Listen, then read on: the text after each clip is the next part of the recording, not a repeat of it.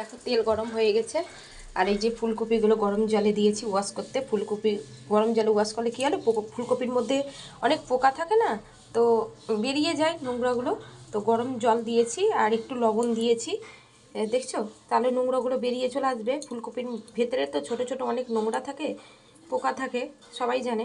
তো আমি গরম জলে ওয়াশ করেছি, ওয়াশ করে যে এখন তেলের মধ্যে দিব, ফুলকপিগুলো ভেজে নিব। সম্পূর্ণ ভিডিওটা দেখতে থাকো বন্ধুরা, দেখো দেখতে থাকো। এই দেখো তেলের মধ্যে ফুলকপিগুলো ভেজে নেব।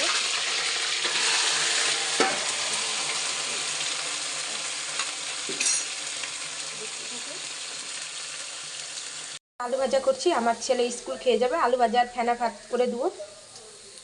আর এই যে এখানে ফুলকপি ভাজা হয়ে গেছে, এখন মশলা দেবো। দেখো আমি এই যে মশলা দিয়ে দিলাম এই যে এর মধ্যে।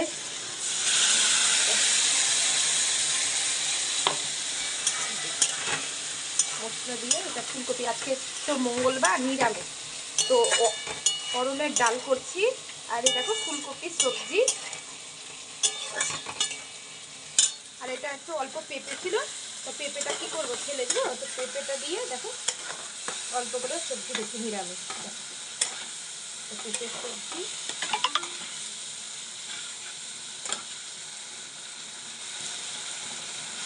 আর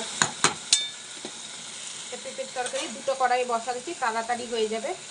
এটা পেঁপে আলু সবজি আর এটা হচ্ছে ফুলকপির সবজি, ঠিক আছে।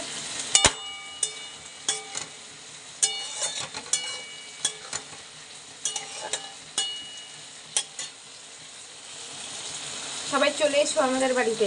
হয়ে গেল দেখো, ফুলকপির সবজি হয়ে গেল, আর দেখো এখানে পেঁপের সবজিটাও হয়ে গেল, দেখেছো ধুমা বেড়েছে, এখনই নামালাম। তো সবাই ভালো থাকবে, সুস্থ থাকবে, আমাকে লাইক কমেন্ট অবশ্যই করবে আর সাবস্ক্রাইব করে দেবে, ঠিক আছে। তো সবাই রাখলাম তাহলে, শুভ দুপুর।